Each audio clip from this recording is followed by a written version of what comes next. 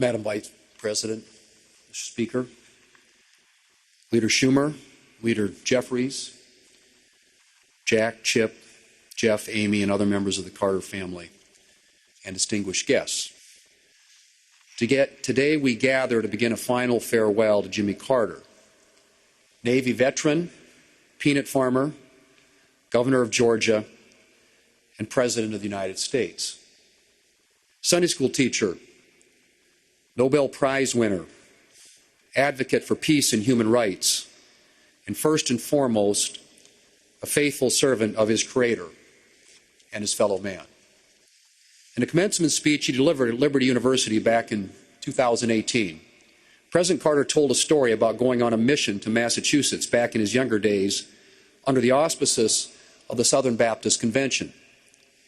During that trip, President Carter was impressed by the success of a fellow missionary in winning souls to Christ. And so as the mission was winding down, he asked him what made him so successful. He was a little embarrassed by my question, President Carter recalled, but then he finally said, "I try to have two loves in my heart.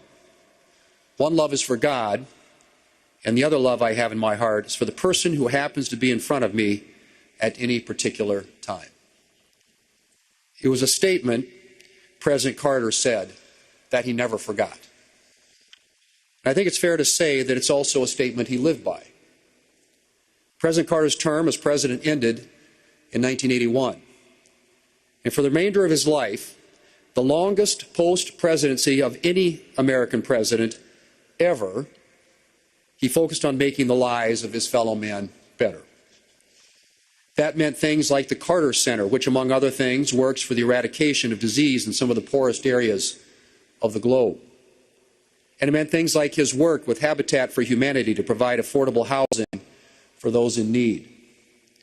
And when I say his work with Habitat for Humanity, I do mean his work. Jimmy Carter knew that his status as a former president could bring attention to good causes.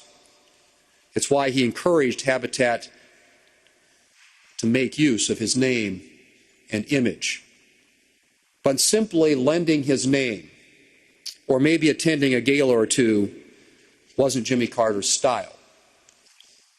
He was here to get down in the weeds and the dirt, and he did that literally on numerous Habitat builds, including one back in 1994 in Eagle Butte, in my home state of South Dakota. Well into his 90s, he could be found with his hard hat and tools on construction sites, doing the practical work required to get families into homes. The Son of Man did not come to be served, but to serve. And Jimmy Carter did his very best to live according to the calling of his Lord and Savior. Today I join all Americans in mourning President Carter and remembering his example. But I rejoice in the thought that he, together with his beloved wife, Rosalind, is now before the face of his Father.